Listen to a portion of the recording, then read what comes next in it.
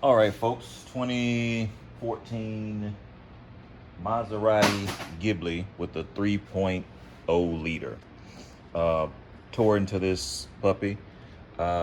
Initially, I met a gentleman who mentioned that his Maserati was running rough, what have you. He took it to the dealership, or maybe he hadn't taken it to the dealership at the time, but told him that the timing chains were bad.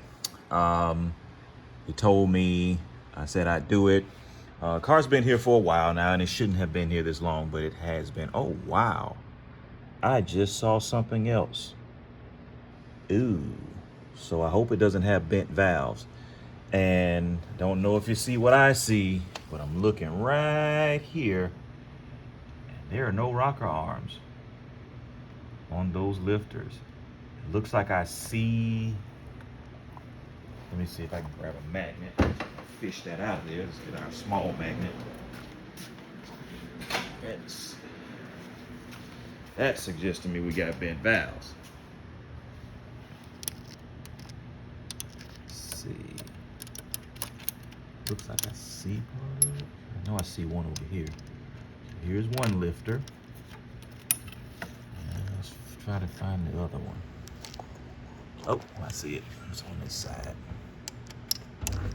It looks like it's wedged in there something. Right there. Let's see. Come on. There we go. So we got two rocker arms, rather. Two rocker arms. And that just suggests to me that we got some bent valves. Oh, look at there. That rocker arm is busted off of there. So is that one. Yeesh. Look at this side. Right? So, sure enough, it does have a bad timing chain. As a matter of fact, first thing I noticed when I took the valve covers off is you look right across the top of there. See how the timing chain has been rubbing across the top of the valve cover? On this side, not as bad, but it's there. Okay, so just go back over here and let's see what happened. So one of the first things I saw when I took the valve cover off is I saw a piece of plastic right here. So that tells me that's a valve guide, the plastic that goes over the valve guide. And if I had to guess, it looks like it goes right here, or it went right here. Let's see. Yeah, I think that's where it went. It was right there. So one of the valve guides, it broke off, this is the valve cover that had the most wear in the top of it. See the chain, how it's riding along the metal guide. It's supposed to be riding along plastic. Let me zoom this out back in. So it's supposed to be riding on plastic. If you notice, like right over here on this side, that's what it's supposed to be riding on. This one over here is riding on the guide itself. So that means that the guide busted. When I took the timing cover off, here is part of the guide right here. So got that piece. There was some over. Oh, there's some more right there. Made his way. Look there, all the way to the other side. So we got guide here. Got here. And so what I'm gonna do is not right now, but I'm gonna attempt to put this together to see if I have all of it, to see how much of it I may have to fish out, or if I have to drop the oil pan or what have you. So at any rate, we got all new parts, so we're not worried about that. We ordered them from the dealership, so we are assured of Maserati quality. As a matter of fact, look how far that tensioner is extended. So yeah, that's no good. But the fact that look at that, that's pretty bad. What I'm afraid of now is that we've got us some bent valves. Look at this tensioner here. This one isn't as, I don't know how extended it should be, but it's worn. That's one thing I can say. So again, we're going to investigate that because the rocker arm snapped. What that suggests to me that the piston came up and smacked the valves. Matter of fact, I see a piece of it right there. So let me grab. Oh, here's my magnets.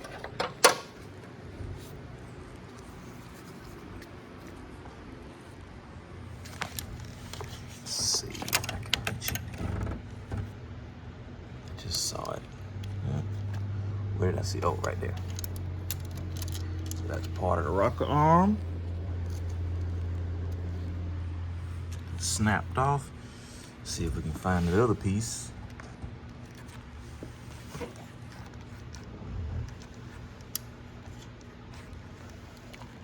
And how I'm gonna call him and tell him that this is where we is on this here. And I might have to pull the cylinder head.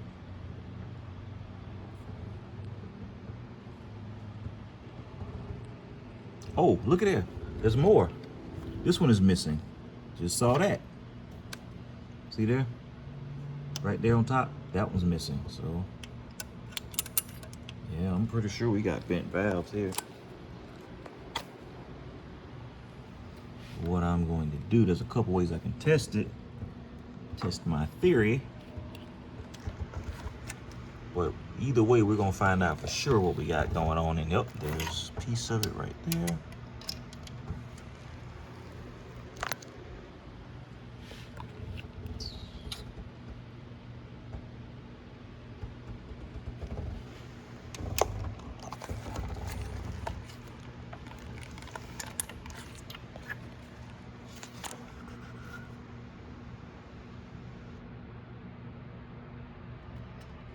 So this is, oh, look at there. There's even a bolt that's been snapped off on here. Yeah, I think we in bad shape on this side.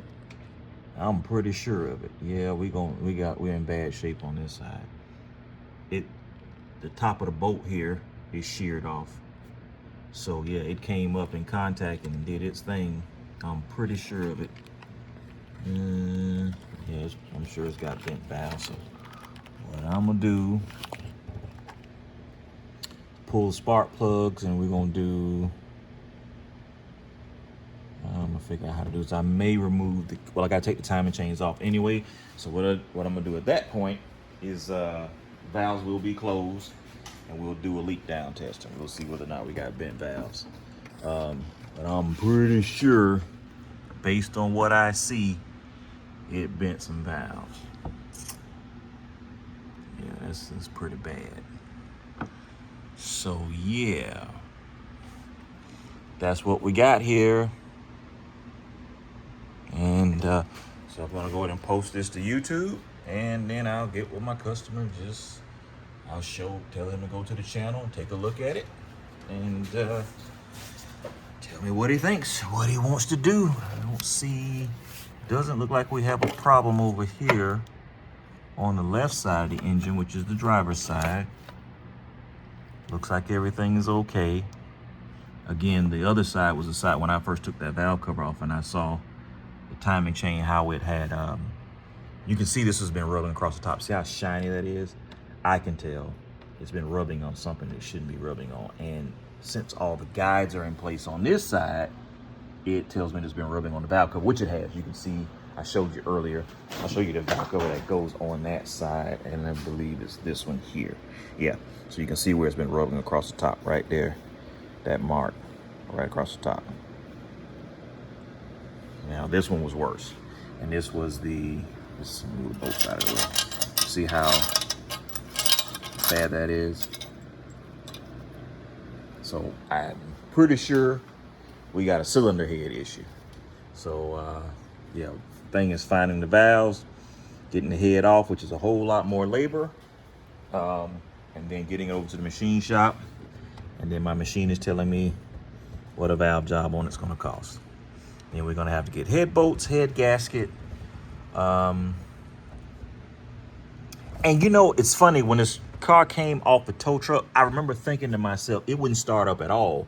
And I was thinking, uh-oh. I mean, the tow truck driver tried to start it, and it just wouldn't start at all. So it had been running apparently before. I think he said it was running bad, and they pulled some codes on it or something. But yeah, the dealership, they called this one, and they were 100% correct, which I knew they were when they said it.